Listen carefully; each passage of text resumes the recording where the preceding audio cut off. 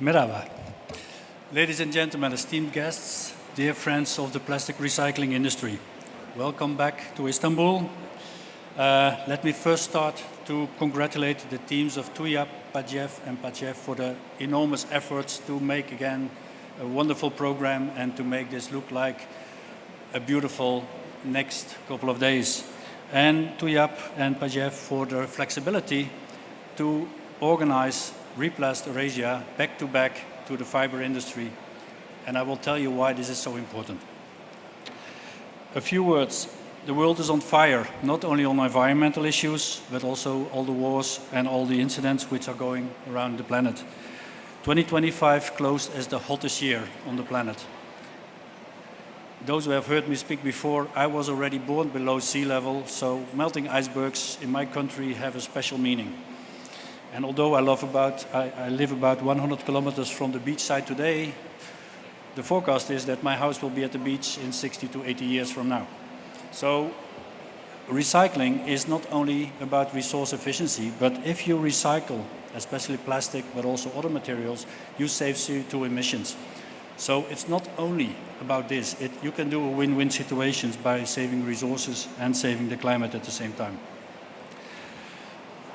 Europe has, in recent months and years, launched a full range of revised legislation. A few specific ones there are that the majority of the laws are now regulations.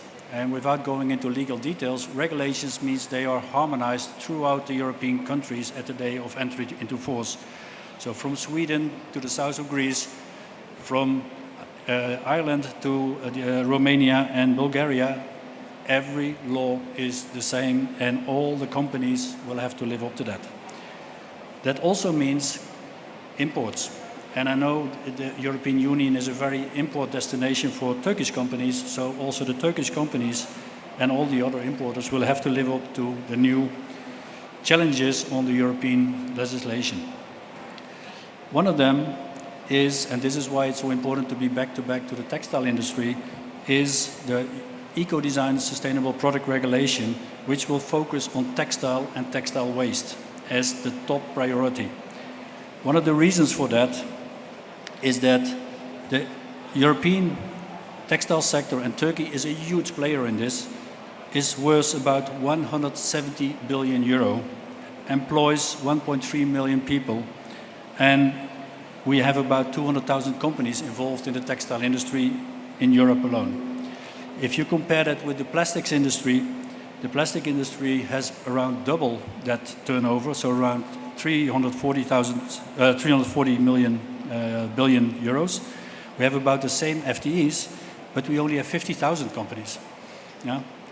So this is why you see that the European Union is targeting the high one.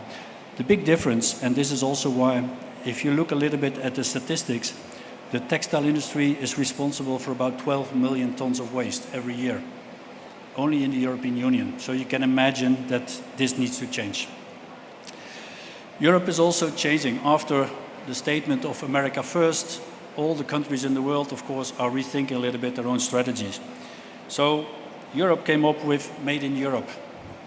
And Made in Europe can be seen as a kind of protective measure, but Made in Europe, of course, is also a call to all our partners to make sure that innovations and production will stay in the region. At this very moment, and this is what I want to share with you, and I know I take a small risk in that one, Turkey is not part of that Made in Europe, because in the European definition of Europe, Turkey is not in, which I think personally is a mistake. So my call to the authorities also in Turkey is to speak as soon as possible with the European Union, improve on the bilateral agreements and make sure that this gap is closed sooner than later. We all have seen the impacts of the recent attacks on Iran and on the Gulf regions and the consequences of, let's say, oil transport and all the consequences go with it. We know that the recycling industry has gone through difficult times. So I hope that apart from, let's say, the sadness of wars in general, this creates a huge opportunity for the plastic recycling industry, both in Turkey and in the European Union, to talk again with their customers, the converters, and maybe go now for a substantial change of raw material uses. Europe is calling for compliance, and all those countries and all the companies that will supply into the European Union will have to comply to European laws and be a level playing field. Turkey is a very large contributor and player in the OECD countries and has a special role also against European.